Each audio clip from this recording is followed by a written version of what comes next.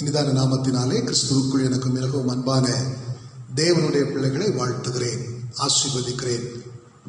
கர்த்தருடைய கரம் மட்டும் நம்மோடு கூட இருந்து ஆண்டவர் அற்புதமாய் நம்மை நடத்துகிறபடினாலே ஒவ்வொரு நாட்களிலும் ஆண்டவருக்கு நாம் நன்றி உள்ளவர்களாய் தேவ சமூகத்தில் நிற்போம் என்று சொன்னால் இன்னும் தேவனாகிய கர்த்தர் நம்மை அற்புதமாய் நடத்தி செல்ல அவர் உண்மையுள்ள தேவனாய் இருக்கிறார். கர்த்தருக்கு மகிமை உண்டாகட்டும். கடந்த நாட்களிலே போட்ட பதிவுகளிலே கர்த்தருடைய வார்த்தைகளை கேட்டீர்கள். இன்னும் தொடர்ந்து கர்த்தருடைய வார்த்தைகளை கேளுங்கள். நிச்சயமாக இந்த கடைசி நாட்களிலே ஆவியானவர் என் மூலமும் அடிமை மூலமும் கொடுக்கிற வார்த்தைகள் நிச்சயமாக உங்களை ஆவிக்குரிய வாழ்க்கையிலே பலப்படுத்தும், உற்சாகப்படுத்தும், தைரியப்படுத்தும். கிறிஸ்துவுக்குள்ளும் வசனத்திற்குள்ளும் உங்களை நிலைநிறுத்தப்படும் என்பதில் சந்தேகமில்லை. ஆகவே தொடர்ந்து ஆண்டுடைய சத்தத்திற்கு நேராக நாம் நம்முடைய இருதயங்களையும் செவிகளையும் திருப்ப கண்களை மூடி நாம் செபிக்கலாமே. சர்வல்ல உள்ள பிதாவே, எங்களோடு நீர் பேசுகிற தேவனப்பா, இந்த நாளிலும் எங்களுக்கு தேவையான நல்ல வார்த்தைகளை பரத்திலிருந்து நீர் எங்களுக்கு அனுப்பி தரும்படிக்காக செபிக்கிறோம். தடைகள் எல்லாவற்றையும் இயேசு கிறிஸ்துவின் நாமத்தினால் அப்புறப்படுத்துகிறோம். ஒரு மனதோடு உற்சாகத்தோடும் அமையனுடைய வார்த்தைகளை கேட்டு நாங்கள் பலன் பெற எங்களுக்கு கிருபை தாரும். உங்களுடைய கரத்தில் அர்ப்பணிக்கிறோம். இயேசு கிறிஸ்துவின் நாமத்தில் செபிக்கிறோம் பிதாவே, ஆமென், ஆமென். அன்பானவர்களே, நேற்றைய தினத்தின் இரவு நேரத்திலே ஆவியானவர் என்னோடு கூட ஒரு வசனத்தை முன்னிறுத்தி, இந்த வசனத்தை நீ ஜனங்களுக்கு சொல்லு என்கிறதான துனியிலே அவர் என்னோடு இடைப்பட ஆரம்பித்தார்.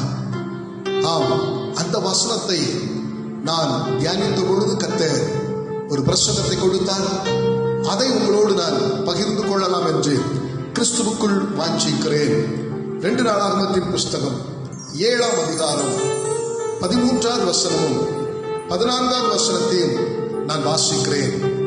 என் நாமம் தரிக்கும் நான் மழை இல்லாதபடிக்கு வானத்தை அடைத்து அல்லது தேசத்தை அழிக்க வெட்டுக்கிளிகளுக்கு கட்டளையிட்டு அல்லது என் ஜனத்திற்குள் கொள்ளை நோயை அனுப்பும் போது என் நாமம் தரிக்கப்பட்ட என் ஜனங்கள் தங்களை தாழ்த்தி ஜெபம் பண்ணி என் முகத்தை தேடி தங்கள் பொல்லாத வழிகளை விட்டு திரும்பினால் அப்பொழுது பரலோகத்தில் இருக்கிற நான் கேட்டு அவர்கள் பாவத்தை மன்னித்து அவர்கள் தேசத்திற்கு சேமத்தை கொடுப்பேன்.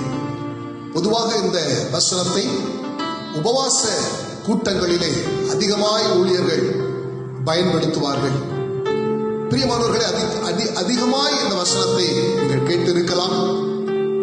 நம்முடைய வாழ்க்கையிலே இந்த வசனம் சில நேரங்களிலே சாதாரணமாய் ஒரு தோன்றுகிற வசனம் போல காணப்படலாம். ஆனால் இந்த கடைசி நாட்களிலே வசனத்தில் எழுதியிருக்கிறபடி கொடிய காலங்கள் வரும் என்று நீங்கள் அறிந்து கொள்ளுங்கள் என்று எழுதப்பட்டிருக்கிற அந்த வார்த்தையின்படி நிச்சயமாக இந்த வார்த்தை இந்த நாட்களுக்கு மிகவும் அத்தியாவசியமாய் அவசியமாய் காணப்படுகிறது என்பதிலே சந்தேகமில்லை. என் ஆண்டவர் இந்த வசனத்திலே சொல்லுகிறார், தேசத்திற்கு நான் சேமத்தை கட்டளையிடுவேன். சேமம் என்று சொன்னால் நலன், நன்மையான காரியங்கள், இல்லை என்றால் சுகம். நம்முடைய ஆண்டவர் தேசத்திற்கும் தேசத்தில் இருக்கிற ஜனங்களுக்கும் நன்மைகளையும் நலமானவைகளையும் சுகத்தையும் கொடுக்கிற நல்ல தேவனாக இருக்கிறார். பாருங்கள், இங்கே ஆண்டவருடைய வசனத்திலே அவர் சொல்லுகிறார், நான் என் தேசத்தை அழிக்க ஜனத்திற்குள் கொள்ளை நோயை அனுப்பும் பொழுது அழிவுக்கு ஏதுவான ஒரு கொள்ளை நோய். பாருங்கள், இந்த உலகத்திலே அழிவு என்பது, பேரழிவு என்பது கிட்டத்தட்ட ஒரு 4 காரியங்கள் மூலமாக வெளிப்பட்டு கொண்டிருக்கிறது. இயற்கை சீற்றம் என்பது உலகமெங்கிலும் ஆங்காங்கே பல நாடுகளிலே பல நிலைமைகளிலே ஏற்பட்டு அநேக ஜனங்களை கொத்து கொத்தாக வாரிக்கொள்ளுகிறது. இன்னும் பார்க்கும் பொழுது கொள்ளை நோய், பஞ்சம், யுத்தம், இதைத்தான் இந்த நாட்களை நாம் பார்க்க போகிறோம். பிரியமானவர்களே, உலகம் முழுவதும் இன்றைக்கு அடிமைப்படுத்தி ஒவ்வொரு நாட்களிலும் கொத்து கொத்தாய் ஜனங்களை வாரிக்கொண்டிருக்கிறது. அன்பான தேவனுடைய பிள்ளைகளே, இந்த கொள்ளை நோய் நிமித்தமாய் ஒரு அழிவு ஜனங்களுக்குள் ஏற்பட்டு உலகமே கதிகலங்கி கொண்டிருக்கிறது. பல லட்சம் ஜனங்கள் மடிந்து விட்டார்கள். பல லட்சம் ஜனங்கள் பாதிக்கப்பட்டிருக்கிறார்கள். பல குடும்பத்தின் அங்கத்தினர்களை, உறுப்பினர்களை இழந்து மிகவும் அதிகமாய் பரிதவித்துக் கொண்டிருக்கிற ஒரு நாட்களிலே நாம் வாழ்ந்து கொண்டிருக்கிறோம். பாருங்கள், இந்த கொள்ளை நோயின் மத்தியிலேயே தேசமெங்கிலும் பஞ்சம் தலைவிரித்து ஆட ஆரம்பித்து விட்டது. உலகத்தின் தலைமை நாடாய் இருக்கிறோம் என்று சொல்லுகிற அமெரிக்க தேசத்தில் கூட கிட்டத்தட்ட 3 கோடி பேர் வேலை இழந்து விட்டார்கள். இது அதிகாரப்பூர்வமாக அந்நாட்டினுடையதான அதிபர் ட்ரம்ப் அறிவித்த காரியம். இன்னும் இதனுடைய எண்ணிக்கை அதிகரிக்கும் என்று அவர் சொல்லி இருக்கிறார். பாருங்கள், பொருளாதார ரீதியாக உன்னதமான ஒரு ஸ்தானத்தில் இருந்த ஒரு நாட்டிற்கு இந்த கொள்ளை நோய் நிமித்தமாக வேலை இழப்புகள் ஏற்படும் என்று சொன்னால், இந்த வேலை இழப்பு நிமித்தமாக 3 கோடி பேர், அதாவது கிட்டத்தட்ட 3 கோடி குடும்பங்கள் பாதிக்கப்படுகிறது. 3 கோடி குடும்பங்கள் இந்த கொள்ளை நோய் நிமித்தமாக வேலை இழப்பதின் நிமித்தம் தேசத்திற்குள்ளாக, நான் அமெரிக்க தேசத்தை குறித்து மாத்திரம் சொல்லவில்லை, எல்லா தேசத்திற்குள்ளும் இன்றைக்கு இதுதான் நிலைமை. கோடிகளிலும் லட்சங்களிலும் ஜனங்கள் வேலைகளையும் தொழில்களையும் இழந்து பரிதாபமாய் நின்று கொண்டிருக்கிறார்கள். அப்போ இந்த கொள்ளை நோயை தொடர்ந்து உலகத்திற்குள்ளாய் அடுத்து வரப்போகிற ஒரு காரியம் பஞ்சம். பல இடங்களிலே பஞ்சம் ஏற்பட்டு ஜனங்கள் மிகவும் அதிகமாய் பாதிக்கப்பட்டிருக்கிறதை நாம் அறிந்திருக்கிறோம். பஞ்சம் என்று சொன்ன உடனே நமக்கு கண்களுக்கு முன்பாக வருகிறது சோமாலியா என்று சொல்லப்படுகிற தேசம். அந்த தேசத்தில் எடுக்கப்பட்ட புகைப்படங்கள், அந்த தேசத்தில் எடுக்கப்பட்டதான வீடியோ காட்சிகளை பார்க்கும் பொழுது மனம் பதபதைத்து, ஐயோ, ஜனங்களுக்கு இப்படிப்பட்ட ஒரு அழிவா என்று சொல்லக்கூடிய அளவுக்கு மிகவும் அதிகமாக இந்த தேசம் பாதிக்கப்பட்டது. அப்போ கொள்ளை நோயை தொடர்ந்து தேசத்திற்குள் வரப்போகிற, உலகத்திற்குள் வரப்போகிற அடுத்த காரியம் பஞ்சம். பஞ்சத்தை தொடர்ந்து இப்பொழுது பல நாடுகளுக்கு இடையிலே வார்த்தை யுத்தம் ஆரம்பித்து விட்டது.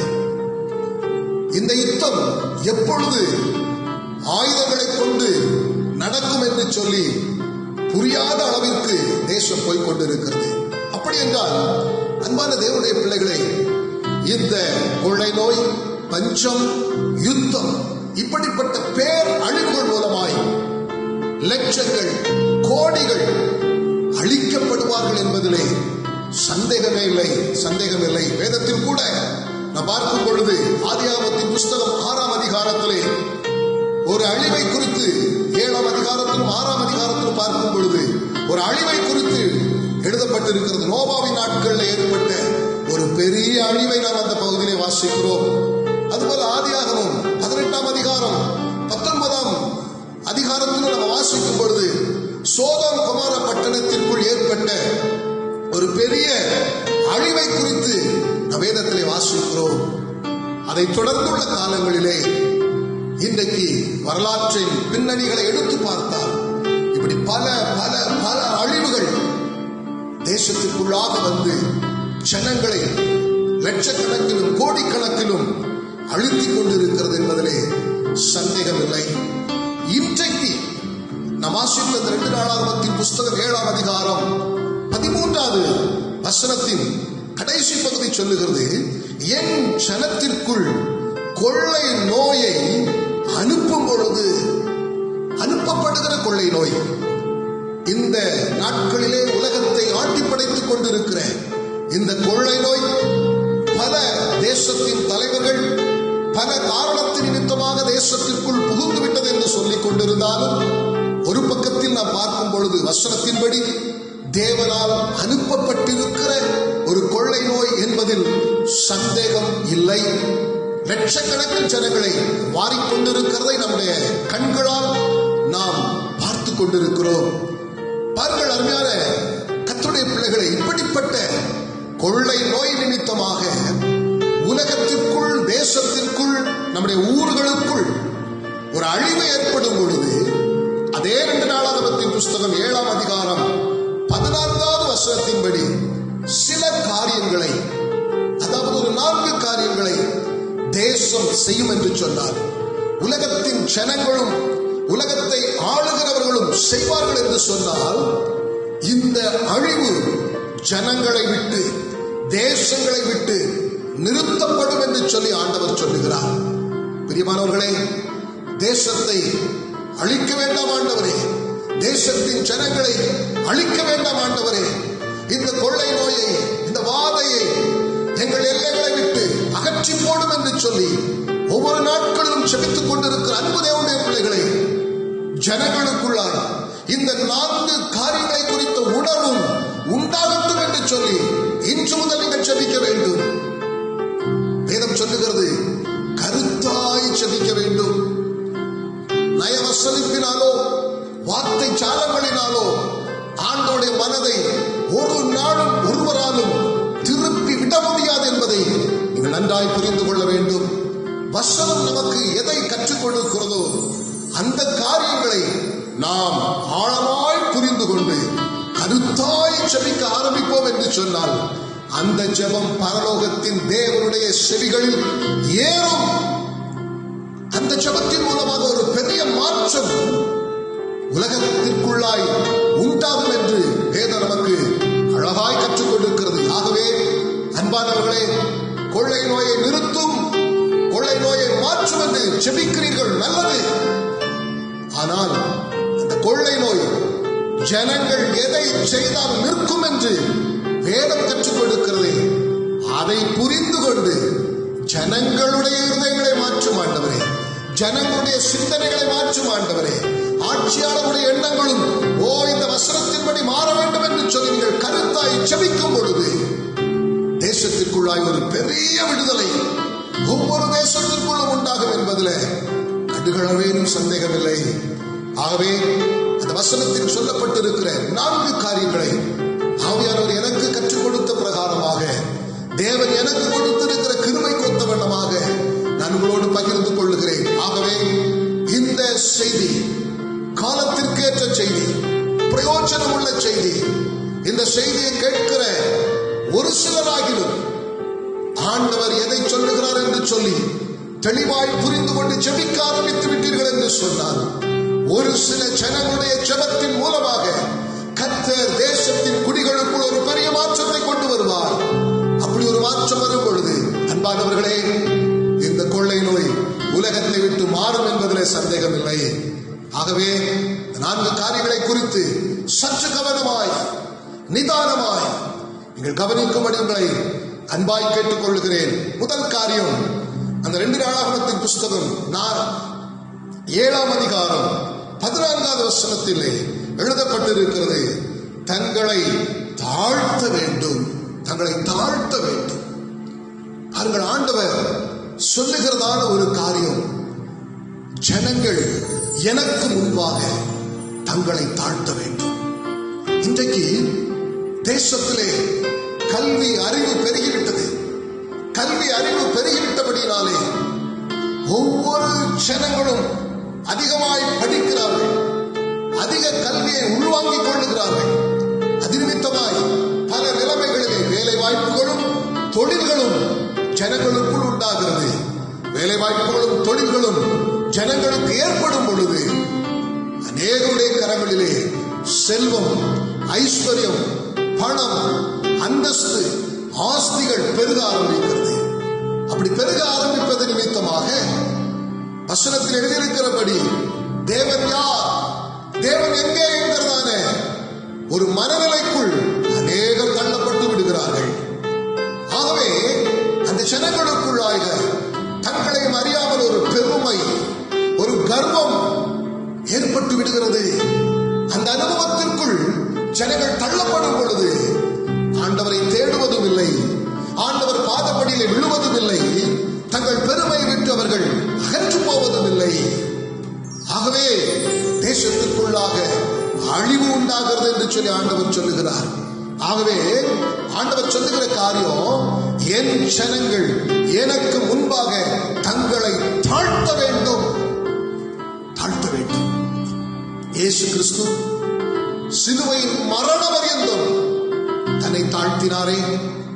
அவர் தாழ்மையை நமக்கு அழகாய் கற்றுக் கொடுத்திருக்கிறாரே. அவருடைய பிள்ளைகள் என்று சொல்லுகிற நாம் தேவ சமூகத்தில் நம்மை தாழ்த்த அர்ப்பணிக்கும் பொழுது அதனுடைய பிரதிபலன் ஜீவன் என்று வசனம் சொல்லுகிறது.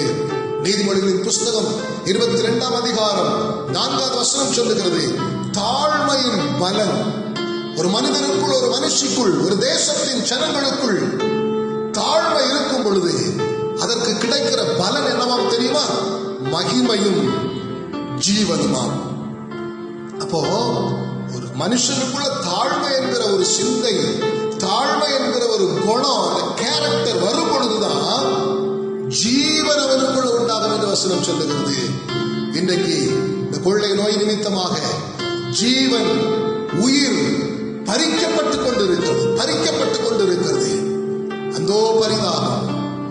தாழ்மைப்படும் பொழுது அந்த ஜீவன் அவனுக்குள் இருந்து, அந்த உயிர் அந்த நபர்களுக்குள் இருந்து பறிக்கப்படுவதில்லை என்று சொல்லி வசனம் நமக்கு தெளிவாக கற்றுக் கொடுக்கிறது. ஆகவே இந்த வார்த்தை கவனிக்கிற அன்பு தேவனுடைய பிள்ளைகளை, உங்களுக்குள்ளும் இந்த தாழ்மையின் சிந்தை உருவாகட்டும்.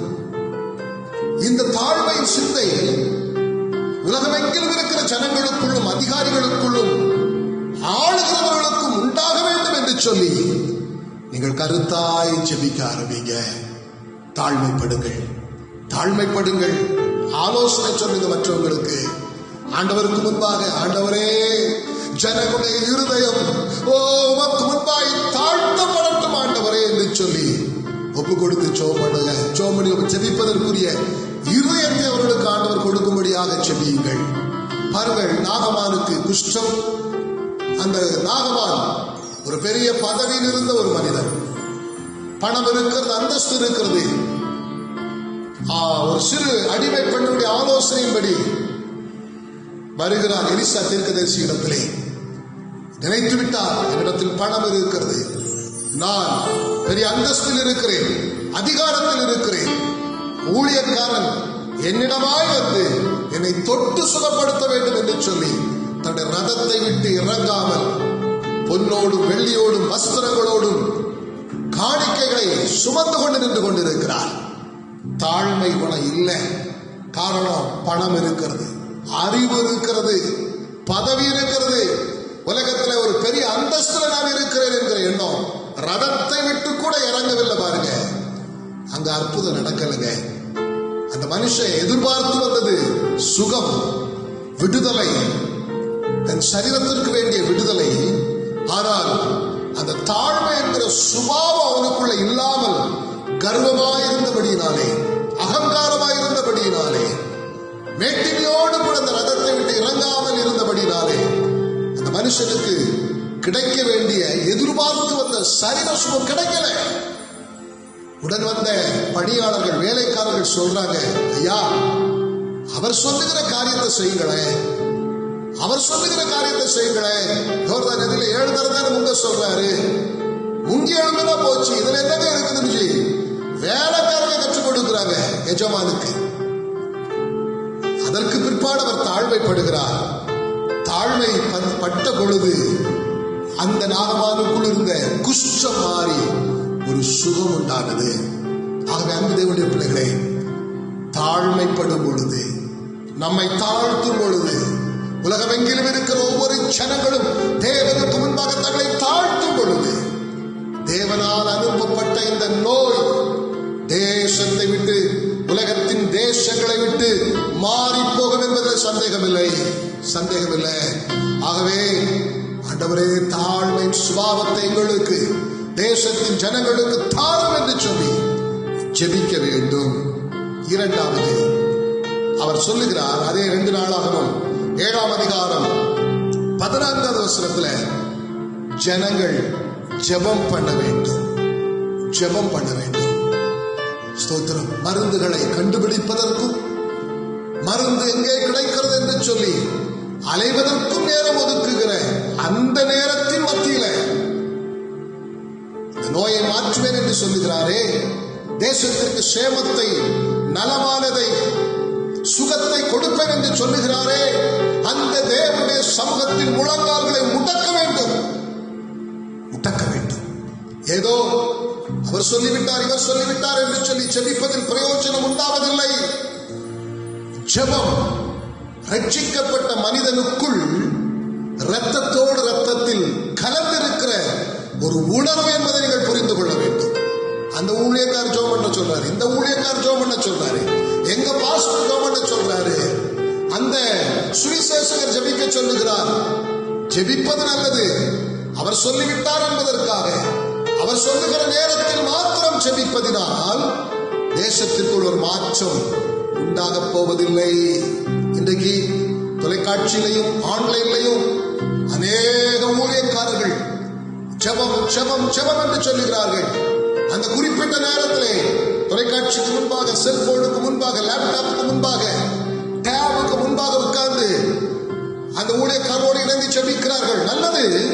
ஆனால் அந்த ஜெப உணர்வு எப்படி உண்டானது? ரட்சிக்கப்பட்ட தேவ ஜனங்களுக்குள் ரத்தத்தோடு ரத்தமாய் ஊறி போன ஒரு உணர்வாய் வெளிப்படுகிறதா? இல்லை என்றால் இந்த நேரத்தில் ஜெபிக்கணும். இந்த நேரத்தில் அவங்க டெலிகாஸ்ட் பண்ணுவாங்க, லைவ் டெலிகாஸ்ட் பண்ணுவாங்க. நாம உட்கார்ந்து அவங்க கூட உட்கார்ந்து ஜால்ரா போடுவோம், ஆமேன்னு சொல்லுவோம், அலேலையா சொல்லுவோம், இடையிடைய சமையலை பார்த்துக்கிடுவோம், இடையிடைய டீ குடிச்சுக்கிடுவோம், இடையிடைய ஸ்நாக்ஸை சாப்பிட்டுக்கிடுவோம், இடையிடைய போன்ல கதை பேசிக்கிடுவோம், இடையிடைய வீட்டுக்குள்ள உள்ள காரியத்தை பார்த்துக் கொள்வோம். Never, no use, no use. ஜெபம் என்பது தேவ சமூகத்தில் தங்களை முழுமையாய் அர்ப்பணிப்பது. ஜெபம் என்பது நம்முடைய உணர்வுகளை ஆண்டவருக்கு நேராய் அர்ப்பணிப்பது. அந்த உணர்வில்லாத ஜெபம் பிரயோஜனமில்லை.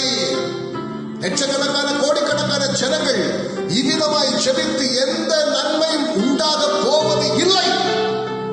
அவரவர் தனிப்பட்ட ஜெபத்தை ஏற்படுத்திக் கொண்டு ஆண்டவர் பாதத்தில் விழுந்து கிடக்க வேண்டும்.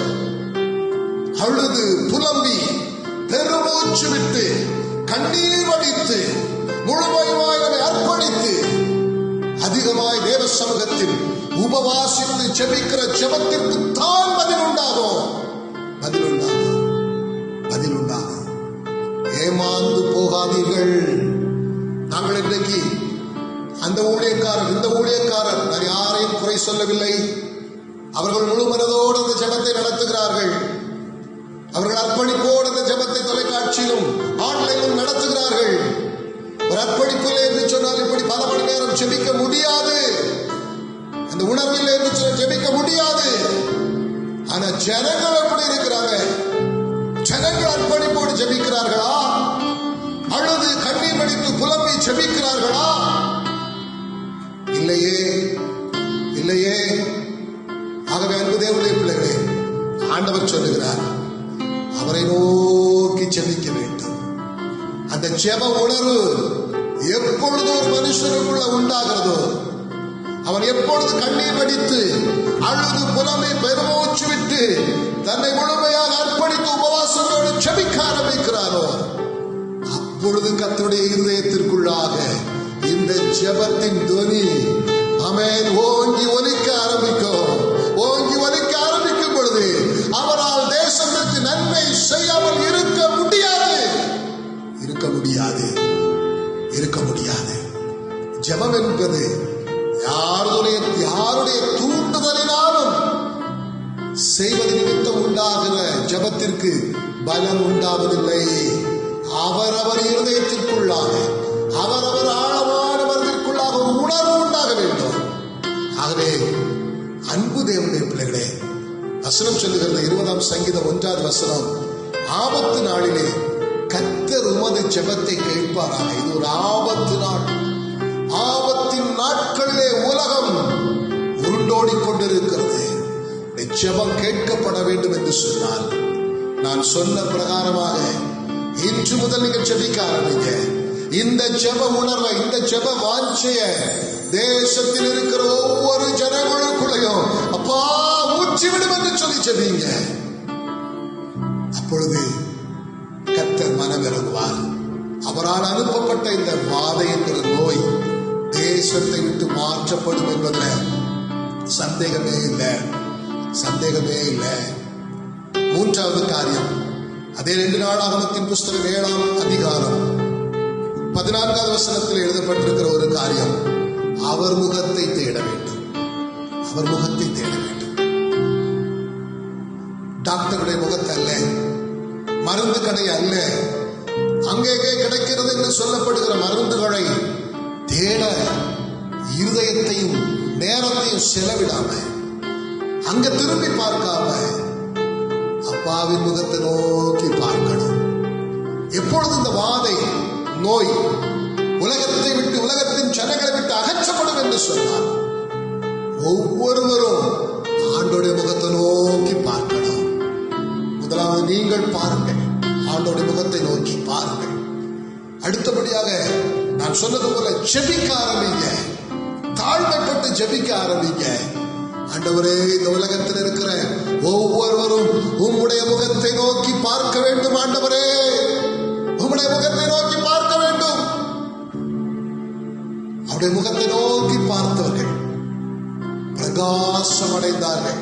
இன்றைக்கு உலகம் எங்கிலும் ஒரு இருள், ஒரு அந்தகாரம், ஒரு பயம். ஒரு பகுதியில இந்த நோய் ஒருவருக்கு வந்துவிட்டது என்று சொன்னார், காவல்துறையும் அரசாங்கத்தில் உள்ள சுகாதாரத்துறையின் மற்ற துறையினர் அத்தனை பேரும் கூடி விடுகிறார்கள். 500 வீடு 1000 வீடு இருக்கக்கூடிய குடும்பத்தார் வசிக்கிற அந்த பகுதியை ஒட்டுமொத்தமாக பிளாக் பண்ணிடுறாங்க, லாக் பண்ணிடுறாங்க. அவர்கள் வீட்டுக்குள்ள வெளியே வர முடியாது, தங்களுடைய அத்தியாவசிய தேவைகளுக்காக கூட வெளியே வர முடியாது. காரணம், இந்த பகுதியில் இந்த தொற்று நோய் ஒரு மனிதனுக்கு, ஒரு மனுஷனுக்கு பரவிவிட்டது என்று சொல்லுகிறார்கள். ஆகவே அந்த பகுதியில் இருக்கிற ஜனங்களுக்குள்ள அத்தனை பேருக்குள்ளையும் பயம், இருள் கவ்விக்கொள்ளுகிறது.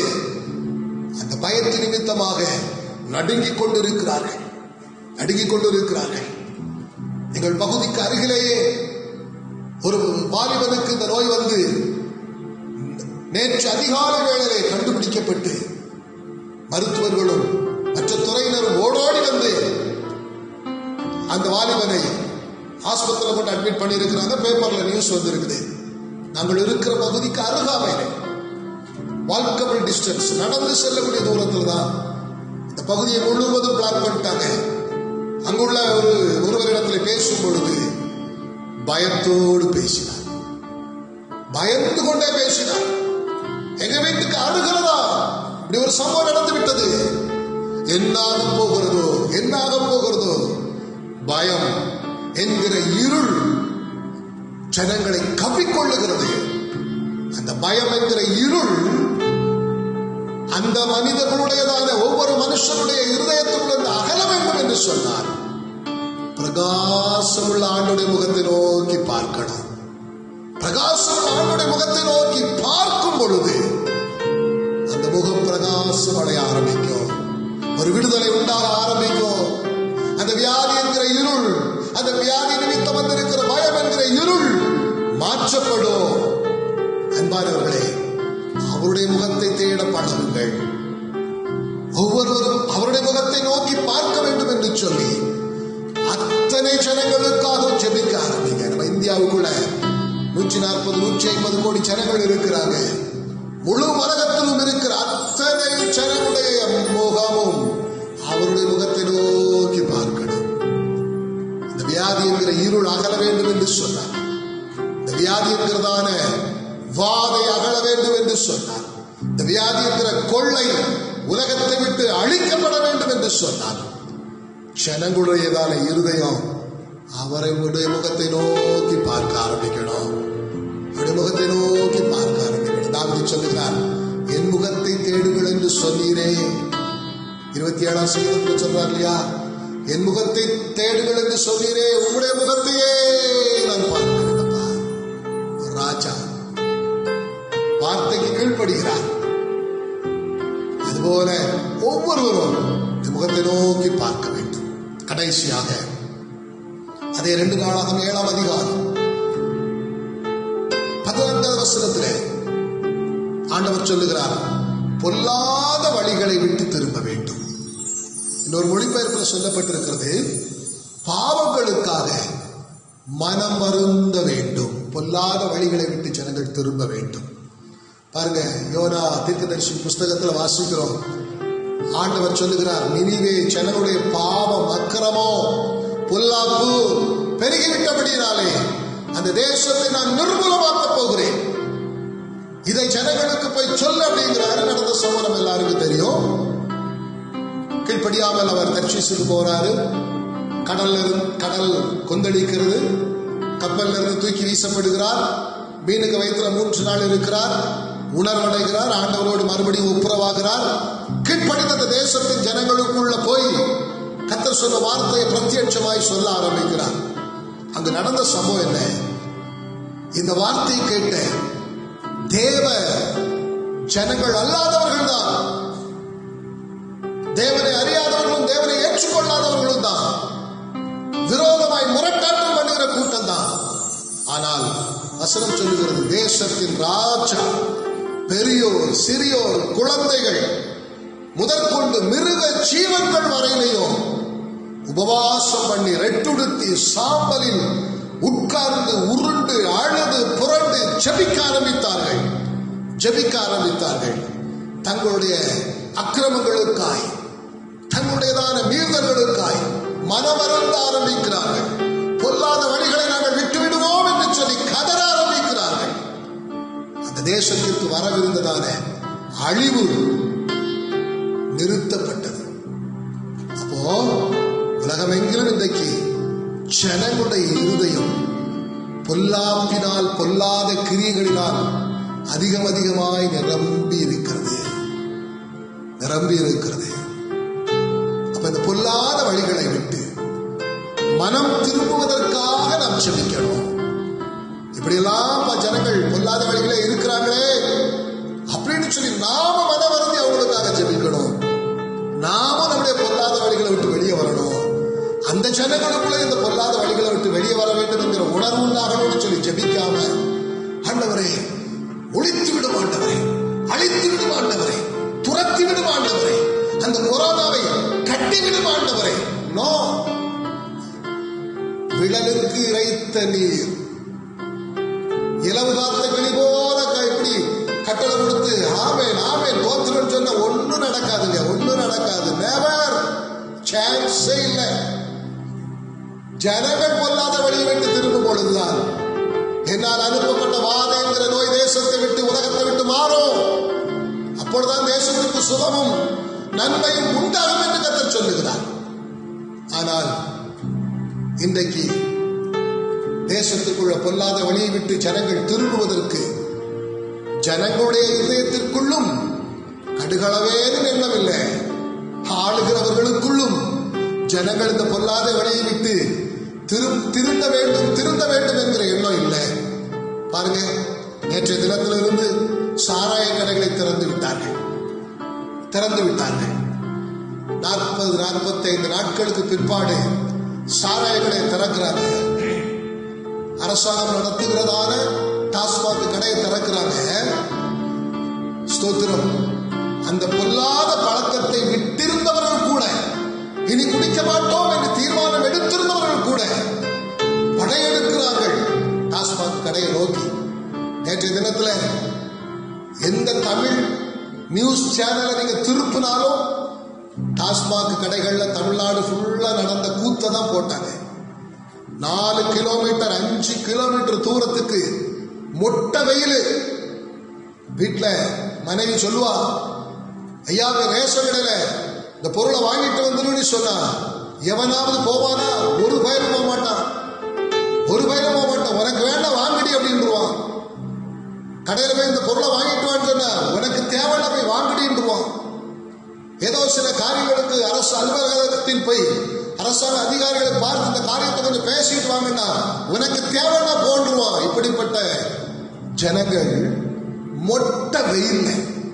ஸ்தோத்திரம். இன்னும் சில இடங்கள்ல மழை கொட்டுது. நம்ம மாவட்டத்தில் நேற்று மழை. ஸ்தோத்திரம். அந்த மழைக்குள்ள பாருங்க, கும்பலா சமூக விலகல், சமூக இடைவெளின்னு சொல்லி ஸ்தோத்திரம் சொன்ன அரசாங்கம். ஸ்தோத்திரம். நேற்று ஒருத்தருக்கு மண்டல இன்னொருத்தர் ஏறி உட்கார்ந்து இருக்கான். ஒருத்தனுக்கு தோளுக்கு மேல இன்னொருத்தன் ஏறி நிற்கிறான், ஒருத்தனுக்கு மேல ஒருத்தன் குதிச்சு ஓடுறான். எதுக்கு? ஸ்தோத்திரம். இலவச வேட்டி சேலை வாங்குறதுக்கு இல்ல, வேற எந்த சலுகைகளை வாங்குவதற்கு அல்ல, சாராயத்தை வாங்குவதற்கு. ஸ்தோத்திரம். எவ்வளவு வேதனை. ஸ்தோத்திரம். இன்னும் பல இடங்கள்ல போலீஸ்காரங்க நீள லத்தி கம்ப வச்சு ஸ்தோத்திரம் அடி, அவங்களே திறந்து விடுவாங்க, அவங்களே கூட்டத்தை கூட்டுவாங்க, அவங்களே விற்பாங்க, அவங்களே காவல்துறை அனுப்புவாங்க, அவங்களே ஜனங்களை அடிப்பாங்க. எவ்வளவு பரிதாபம். பொல்லாத வழிகளை விட்டு ஜனங்களை திரும்ப விட்டாத அரசாங்கம். எவ்வளவு பரிதாபம். யோசிச்சு பாருங்க. அடிக்கிறாங்க, அடியை வாங்கிக்கிட்டு லைன்ல நிற்கிறாரே ஒழிய அடி வாங்கிட்டேன்னு சொல்லி ஸ்தோத்திரம் ஒரு பயம் கூட ஒருத்தம் கூட திரும்பி ஓடலைங்க. அத்தனை சேனலையும் இததான் கிளிப்பிங்ஸ் போட்டு நாரடிக்கிறாங்க. வாங்க போறவங்களுக்கு வெக்கம், மானம், சூடு, சொரணம் ஒண்ணும் கிடையாது. எரும மாட்டுக்கு மேல மழை பெஞ்சது போல டீசெண்டா ட்ரெஸ் கொடுத்திருக்கிறான், கார்ல வந்து இறங்குறான்.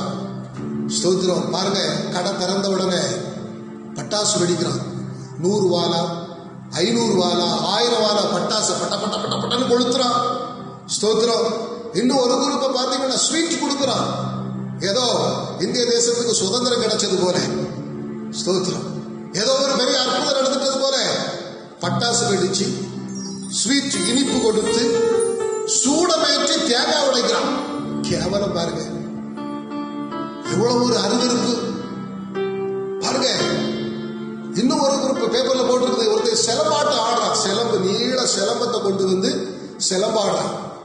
இன்னொரு வயசான கிழவி ஸ்தோத்திரம் 4 பாட்டில் வாங்கிட்டு, ஐயோ நான் 5 பாட்டில் கேட்டேன், எனக்கு 4 பாட்டில் தான் கொடுத்தான் அப்படின்னு சொல்லிட்டு பாட்டு பாடி டான்ஸ் ஆடுறான். இன்னொரு வயசான கிழவை முடியெல்லாம் நினைச்சு போச்சு, 5 பெஞ்சா இருந்தது முடியலாம், வாட்டர் பாட்டில் எடுத்து முத்தம் போட்டுட்டு ஆடுறான். டான்ஸ் தலைக்கு மேல வச்சு ஆடுறான், தோளுக்கு மேல வச்சு ஆடுறான் அந்த வாட்டர் பாட்டில. ஸ்தோத்திரம். ஆண்கள் மாத்திரமல்ல, வாலிபர்கள். ஸ்தோத்திரம். நேற்று ஒரு நாளிலேயே பல அசம்பாவிதங்கள் நடந்து விட்டது. நம்ம மாவட்டத்துக்குள்ள ஒரு தகப்பன் குடித்து விட்டு வந்தான் என்று சொல்லி ஒரு மகன் தீ கொளுத்தி விட்டான். இன்னொரு இடத்துல புருஷன் குடிச்சிட்டு வந்தானே சொல்லி தன்னுடைய வாலிப வயது மகளோடு அவருடைய மனைவியும் 2 பேருமாக இணைந்து தீ கொளுத்தி விட்டார்கள். ஒரு இடத்துல குடிச்சிட்டு வந்துட்டு செத்தே போறான். யாருக்கு இதை பத்தி கவலை கிடையாது. பொல்லாத வழியை விட்டு ஒரு பயம் திரும்ப கூடாது. இதுல இன்னொரு பெரிய பரிதாபம். பெண்களுக்கென்று தனி வரிசை. இபி ஆபீஸ்ல பணம் கட்ட போனா, எல்ஐசி ஆபீஸ்ல பணம் கட்ட போனா பெண்களுக்கு தனி வரிசை கிடையாது. ஆண்களோடு இடிச்சு பிடிச்சுதான் நின்று அவங்க நிலைமை பரிதாபமா இருக்கும். கண்டவனுக்கு உடம்பெல்லாம் அவங்க மேல படும், ஆனாலும் நெடுஞ்சி சுழிஞ்சி பரிதாபமா இருக்கும். அவங்க நிலைமை பார்க்கும்போது வரிசை நின்று பணம் கட்டணும். ஆனா சாராயம் வாங்குறதுக்கு பெண்களுக்கு அழகாக தனி லைன். என்ன டீசெண்டா இருக்காளுங்க தெரியுமா? ஸ்தோத்திரம். வெக்கம் கெட்ட கூட்டம், மானம் கெட்ட கூட்டம். ஸ்தோத்திரம். டிஷர்ட் போட்டுக்கிட்டு, சார்ட்ஸ் போட்டுக்கிட்டு, ஸ்தோத்திரம், அரணிக்கிற டவுசர் போட்டு வந்து நிற்காளு வாலிப பிள்ளைகள். இப்ப வேற வசதியா போச்சு. ஸ்தோத்திரம். கண்ணு மட்டும்தான் வெளியே தெரியுது, எவனு சொல்லி யாருக்கும் தெரியாது. யாருக்கு மனைவி, யாருக்கு பிள்ளை. ஸ்தோத்திரம். யாரு வீட்டு மருமகா ஒருத்தருக்கும் தெரியாது, யாருக்கும் தெரியாது. முழு உடம்பை மூடிக்கிட்டு வந்து நிற்காளு. ஆனா தொடங்கிகள் அவ்வளவு தெரியுது. பரிதாபம். வாங்கிக்கிட்டு குஷி சிரிச்சுக்கிட்டு கார்ல ஏறி போறாடு, நடந்து போறாடு. எவ்வளவு அசிங்கம். ஸ்தோத்திரம். தவம் கடந்து வாங்குறாங்க. யாரை குறை சொல்வது? பொல்லாத வழியை விட்டு திரும்ப விடாத அரசாங்கத்தையா? பொல்லாத வழியை விட்டு திரும்புவதற்கு மனதில்லாத மக்களையா? யாரை குறை சொல்வது? எவ்வளவு ஒரு கொடுமை, எவ்வளவு ஒரு பரிதாபம், எவ்வளவு ஒரு வேதனை. அன்பான தேவ பிள்ளைகளே, இது நான் ஒரே ஒரு காரியத்தை, ஒரே ஒரு காட்சியை தான் சொல்லி இருக்கிறேன்.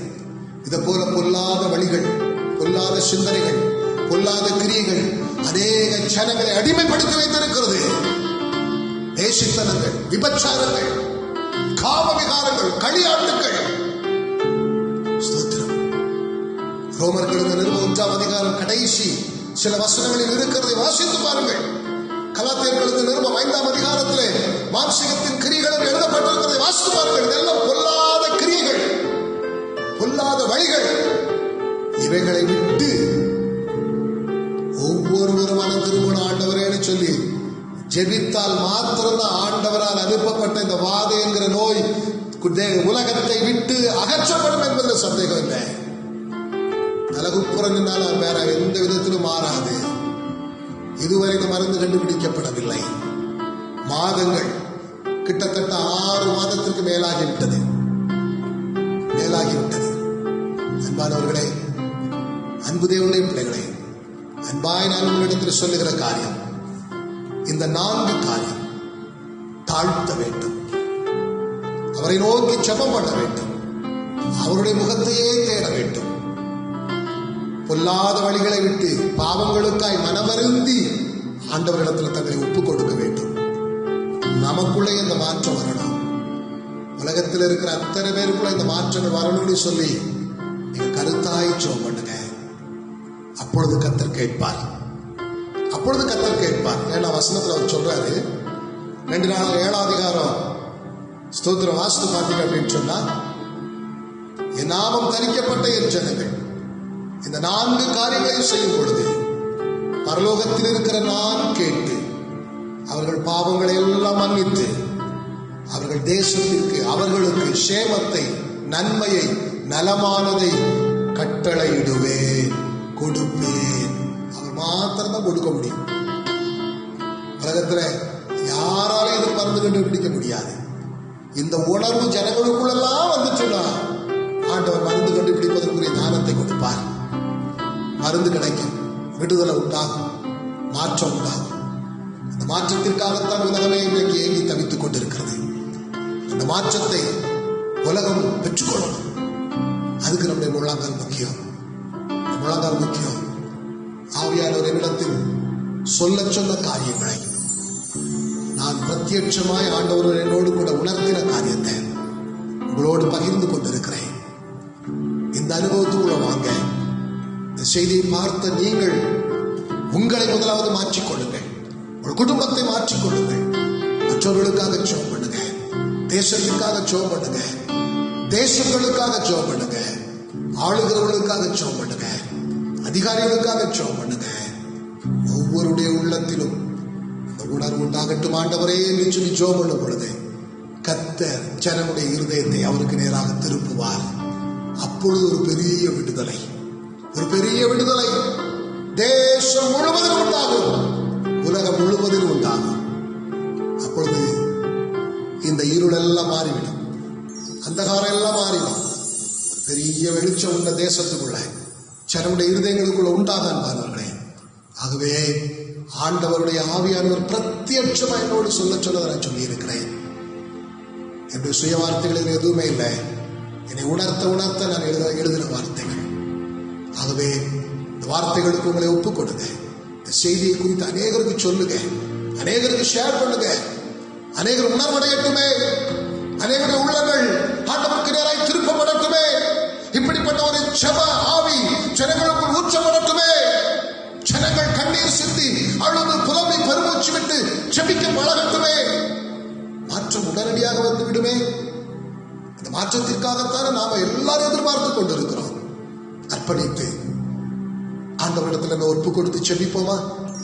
சர்வவல்லமையுள்ள பிதாவே, நீர் ஜனங்களுக்கு சொன்ன வார்த்தைகளை ஆவியானவருடைய ஒத்தாசையோடு கேட்கவும் அதை இந்த நாளிலே உடைய பிள்ளைகளுக்கு கொடுக்கவும் கர்த்தர் உதவி செய்தேன்.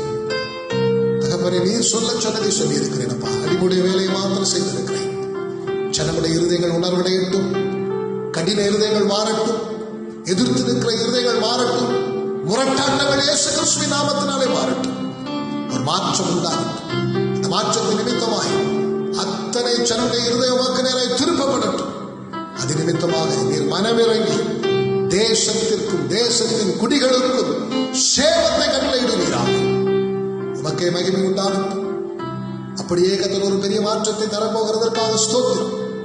கரத்தில் வெறுமையாக ஒரு வார்த்தைகளை கேட்ட பிள்ளைகளை ஆசீர்வதி. கிருபைக்குள் மறைத்துக் கொள்ளும் இயேசு கிறிஸ்து நாமத்தில் ஜெபிக்கிறோம் பிதாவே. ஆமென், ஆமென், ஆமென். கர்த்தர் உங்களை ஆசீர்வதிப்பார். உங்களுக்காக நாங்கள் ஜெபிக்கிறோம். தொடர்ந்து இந்த சேனலோடு இணைந்திருங்கள். கர்த்தர் பெரிய காரியங்களை உங்களுக்கு நடப்பிப்பார். ஆமென்.